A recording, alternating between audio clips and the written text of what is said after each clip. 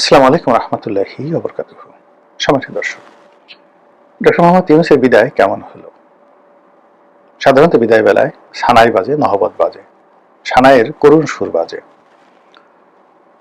বিদায় অনুষ্ঠানটি উদযাপন করা হয়, চমৎকারভাবে উদযাপন করা হয়। এমনকি আমাদের বাংলাদেশে সবচেয়ে বিতর্কিত IG, inspector general of police জনাব বেনজির, তিনি যে বিদায় নিলেন, পুলিশের ইতিহাসে সবচেয়ে জাঁকজমকপূর্ণ বিদায় তাকে জানানো হয়েছিল। হোয়াট ডাজ ইট মিন? আমরা তাকে যতই খারাপ বলি না কেন, পুলিশের মধ্যে তাকে নিয়ে এক ধরনের আধিক্যতা ছিল, তার প্রতি এক ধরনের আকর্ষণ ছিল। সেই আকর্ষণ থেকেই পুলিশ তাকে বিদায় দিয়েছে। যে সময় তিনি বিদায় লাভ করলেন, তখন শেখ হাসিনার সঙ্গে তার সম্পর্ক ভালো ছিল না। পুলিশের লোক এটা খুব ভালো করে জানতেন। তিনি যে স্বরাষ্ট্রমন্ত্রী হবেন না, শেখ হাসিনার কাছাকাছি যাবেন না, এটাও পুলিশের লোক জানত। আবার তার বিরুদ্ধ পক্ষ পুলিশে প্রবল ছিল, কিন্তু তা সত্ত্বেও তাকে রাজকীয় সংবর্ধনা জানানো হয়েছিল। কারণটা হলো, পুলিশের মৌলিক কতগুলো জায়গাতে তিনি নাড়া দিয়েছিলেন। তিনি ঘুষ দুর্নীতির সঙ্গে, নারী ঘটিত ঘটনার সঙ্গে জড়িত, কিন্তু তার সঙ্গে সঙ্গে পুলিশের যে নিয়োগ পদ্ধতি, সেই নিয়োগ পদ্ধতিতে যে দুর্নীতি হতো, সাব ইন্সপেক্টর নিয়োগ এবং কনস্টেবল নিয়োগ, এই পুরো জিনিসটিকে তিনি সংস্কার করেছিলেন। ফলে ওই থেকে এখন পর্যন্ত পুলিশের নিয়োগটিতে এখন আর আগের মতো সেই দুর্নীতি, অনিয়ম, দুর্নাম, বদনাম নেই। এই কারণে ডক্টর বেনজির পুলিশের ইতিহাসে অমর হয়ে থাকবেন। দ্বিতীয়ত হলো যে, পুলিশের আইজি কেমন হওয়া উচিত? He must have a command. তার চেহারা কেমন হওয়া উচিত? তার হাঁটাচলা কেমন হওয়া উচিত? তার জৌলুস কেমন হওয়া উচিত? এটার একটা মাত্রা তিনি তৈরি করে গেছেন, এটা লেভেল তিনি তৈরি করে গেছেন। অনিয়ম ছিল, ভুল ছিল, ভ্রান্তি ছিল, কিন্তু তিনি উদাহরণ তৈরি করে গেছেন। আইজি হবেন তো বেনজিরের মতো হওয়া উচিত, মানে ওর যে পজিটিভ দিকগুলো ছিল। এখানে ও শব্দটি বললাম যে তার সাথে আমার খুব বন্ধুত্বপূর্ণ সম্পর্ক ছিল, এই জন্য আর কি মুখ ফসকে ও বের হয়ে গেল। নর্মালি উনি বলা উচিত ছিল। যাই হোক, তো সেক্ষেত্রে ডক্টর মোহাম্মদ ইউনূস আমাদের বাংলাদেশে যে সময়টিতে এসছেন, দেশের ক্রান্তিকাল, বলা হয়ে থাকে যে ডক্টর মোহাম্মদ ইউনূসের মতো যদি বিখ্যাত ব্যক্তি ওই সময় ক্ষমতায় না আসতেন, দেশে দীর্ঘ যুদ্ধ হয়ে যেত। I do believe so. আমি এটা বিশ্বাস করি, আমি সমর্থন করি। এবং ওই সময়টাতে ডক্টর মোহাম্মদ ইউনূস যদি রাজি না হতেন, তাহলে অন্য কেউ হয়তো সাহস পেতেন না, অতটা সার্বজনীনভাবে গৃহীত হতেন না, দেশ বিদেশে তাকে নিয়ে মানে এতটা আগ্রহ দেখা দিত না। ডক্টর মোহাম্মদ ইউনূস যে সময়তে অংশগ্রহণ করলেন, বিশ্বব্যাংক, IMF, আমেরিকা, ইউরোপীয় ইউনিয়ন, মালয়েশিয়া থেকে শুরু করে পৃথিবীর সমস্ত রাষ্ট্রগুলো, মানে তার জন্য প্রথম 60 days, 60 দিন তার জন্য ছিল স্বর্ণ সময়। তিনি যেখানে হাত দিতেন সেখানে স্বর্ণ ফলত। তিনি যা বলতেন মানুষ তা শুনত। এবং তার অবস্থানটা ছিল বাংলাদেশে, স্বাধীন বাংলাদেশে। বঙ্গবন্ধু শেখ মুজিবুর রহমান 1972 সালের জানুয়ারি মাসের 10 তারিখে দেশে আসার পর প্রথম 60 days তার জন্য যেমন ছিল, ডক্টর মোহাম্মদ ইউনূসের প্রথম 60 daysও তেমন ছিল।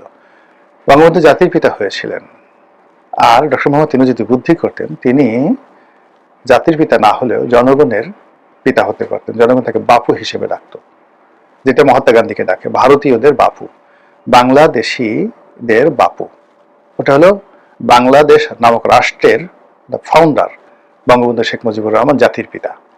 আর উনি হয়ে যেতেন ভারতীয়দের বাপুর মতো করে বাংলাদেশিদের বাপু, বাংলাদেশিদের বাজান, যদি উনি সফল হতেন।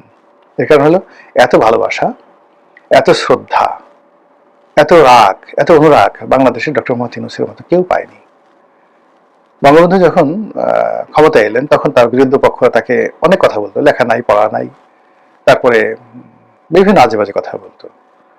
কিন্তু ডক্টর মোহাম্মদ ইউনূস, সবাই, আমরা অল্প কয়েকজন লোক তাকে ইউনূস ভাই, মানে ওনার সম্মানটা এমন পর্যায়ে, আমি 1 to 1 তাকে ইউনূস ভাই বলি।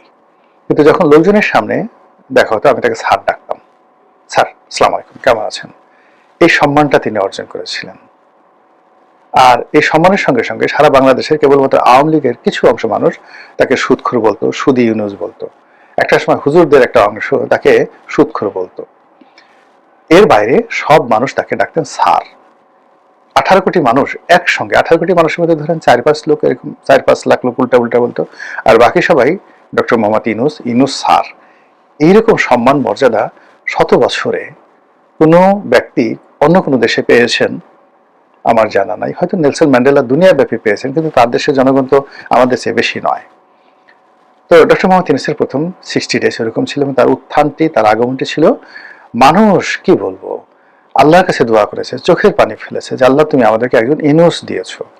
আমি নিজে কি বলবো পাগলের মতো হয়ে গেছে। আমি ওনার কাছে, মানে ওনার সাথে আমার এত ভালো সম্পর্ক ছিল, আমি ওনাকে কোনোদিন একটা টেলিফোন করিনি, ওনার অফিসের ধারের কাছে যাইনি, ওনার বাসার দিকে তাকাইনি, কিন্তু আমি প্রথম 60 ডেজ তার জন্য দোয়া করেছি এবং সবাইকে বলেছে যে না, উনি আসছেন, আমাদের দেশ যাতে রক্ষা হয়েছে। কিন্তু কি এমন কর্ম করলেন, কি এমন কর্ম করলেন, কি এমন চিন্তা করলেন যার কারণে তার এই বরকতগুলো উঠে গেল।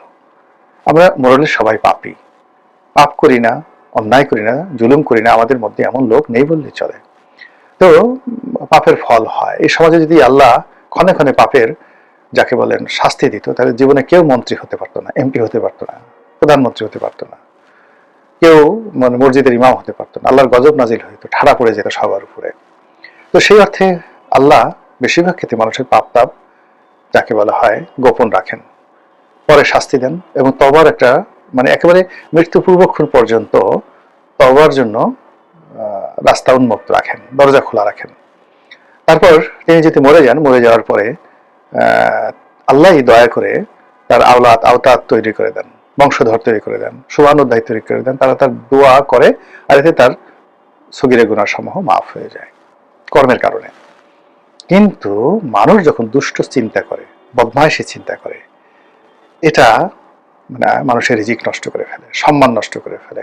ধরুন আপনি যদি কষ্ট করে একটা ডাকাতি করেন, ব্যাংক লুট করেন, এটা হয়তো আপনি যাকে বলা হয় একবার করলেন, খুব ঝুঁকি হলো, ধরা পড়লে প্রচন্ড মার খেলেন, জীবনে একবার বা দুবার। আপনি যদি ধর্ষণ করেন একবার বা দুবার, একজন হয়তো 100 বার করেছে জীবনে, এরকম ধরেন 100 বার সারা জীবনে সে করেছে। ডাকাতি করেন, রাহাজানি করেন, মানে যে কোনো অন্যায় কর্ম তার একটা লিমিট আছে। জেনা করেন, ব্যভিচার করেন, আপনার শারীরিক একটা শক্তি আছে, কিন্তু আপনি মন দিয়ে যদি, চোখ দিয়ে, ইন্দ্রিয় দিয়ে যদি আপনি ধর্ষণ করেন, আপনি ডেইলি 1000 ধর্ষণ করতে পারবেন। সারা দুনিয়ার কবর থেকে মহিলাদেরকে, কবর থেকে ক্লিওপেট্রাকে তুলে এনে সামনে বানিয়ে আপনি ধর্ষণ করে ফেলতে পারবেন। ম্যারিলিন মনরো থেকে শুরু করে মধুবালা থেকে শুরু করে মীনা কুমারী, আমাদের বাংলাদেশে যারা বিখ্যাত সুন্দরী ছিলেন, আপনি সবাইকে ধর্ষণ করতে পারবেন মনে মনে।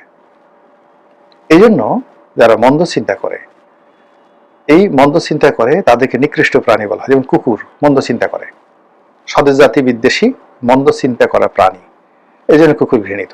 শুয়ার কম ঘৃণিত, কুকুরের চেয়ে কম ঘৃণিত। শুয়ার মন্দ খাবার করে আর অশ্লীল কর্ম করে প্রকাশ্যে।